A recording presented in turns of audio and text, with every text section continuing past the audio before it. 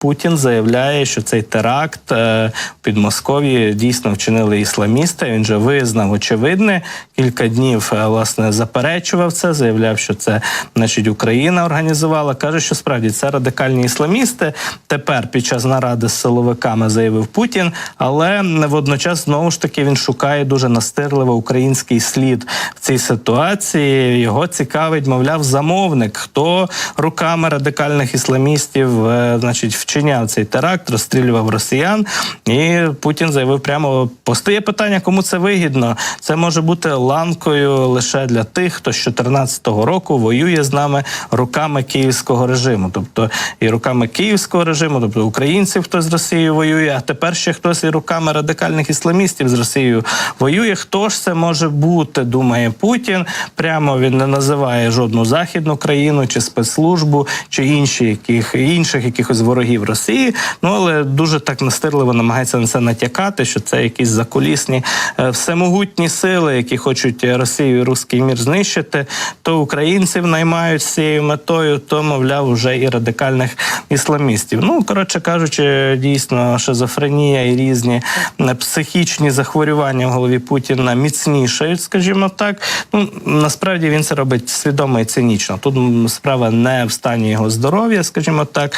Це просто така, ну, скажімо так, гебістська логіка залякати населення і от, власне, придумати якусь теорію змови, що всі проти Росії, кругом враги, треба сплотитися, об'єднатися і так далі, і, власне, і дати всім відповідь і відпор. Те, що Кремль спробує цей теракт використати на свою користь, це однозначно так. Чи це вдасться Путіну, поки що питання відкрите, ну, але можемо послухати якраз фрагмент його виступу, як Путін міркує про те, що сталося, власне, у Крокусі під час концерту групи «Пікнік», коли були розстріляні більше як сотня людей і ще кілька сотень поранені от якраз представниками ІДІЛ, исламскими радикалами, терористами.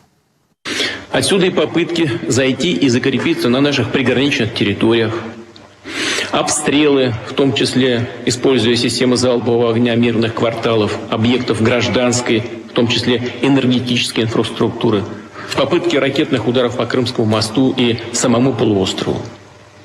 В этот ряд вполне логично вписываются и кровавые акции устрашения, подобные теракту, совершенному в Москве.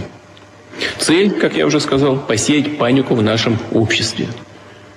И в то же время показать своему собственному населению, что для киевского режима еще не все потеряно. Отже, знову він згадує якийсь київський режим, обстріли Кримського мосту і так далі, намагаючись вибудувати такий собі ряд подій, ланцюжок подій якраз в контексті війни проти України, путінської, російської війни і агресії, і вписати сюди от якраз теракт у Крокусі. Це зрозуміло, що Путін намагається всіляко прив'язати ці події в свідомості широкого загалу росіян. І поки що ліпиться воно слабенько, ну, але бачимо, що найняті усі пропагандистські ресурси для того, аби розганяти цю історію.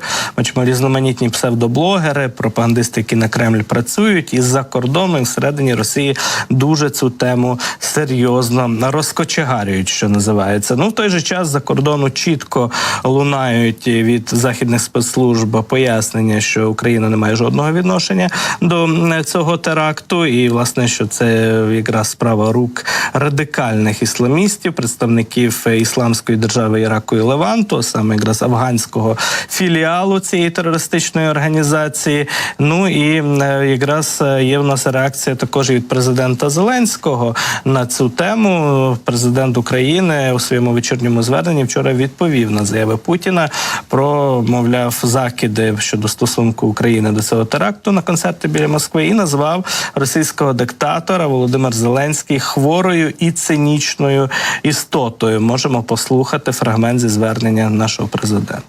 Путін знов розмовляв сам з собою. І це знов транслювали по телебаченню. Знов звинувачує Україну хвора і цинічна істота. Всі у нього терористи, окрім нього самого. Хоча терором вже 2 десятиліття живиться саме він. Саме він – найбільше вікно для терору. Він та його спецслужби. І коли його не стане, запит на терор і насильство щезне разом із ним, бо це його запит, нічий більше. Я дякую усім, хто захищає людей і цінує життя. Я дякую усім, хто з Україною. Слава Україні!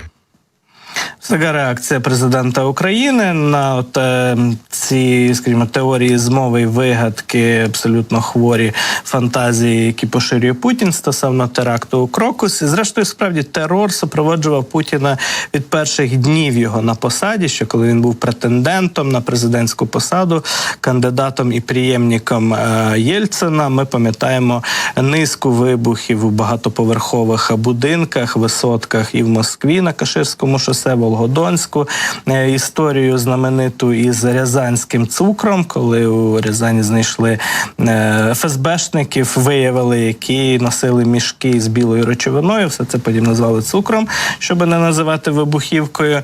Ну і якраз ті події фактично теж за версією певних агентів ФСБ, які потім зі служби втекли за кордон із Росії, знаємо, що пов'язують якраз зі спецоперацією, коли Путіна приводили до влади через терор, через страх, через намагання, власне кажучи, об'єднати росіян навколо фігури майбутнього президента, який є виходцем зі спецслужб і має захистити Росію від різноманітних терористів.